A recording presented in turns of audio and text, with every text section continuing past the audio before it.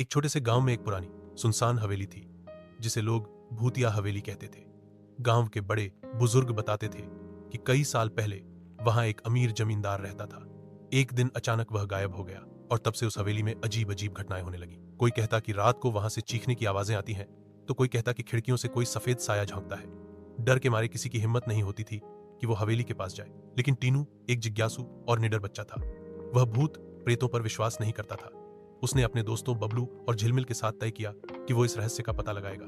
एक रात तीनों दोस्त टॉर्च लेकर हवेली की ओर निकल पड़े। हवेली बहुत पुरानी थी, उसकी दीवारों पर बेलें चढ़ी हुई थीं और खिड़कियां टूटी हुई। जैसे ही वे अंदर घुसे, दरवाजा खुद बंद हो गया।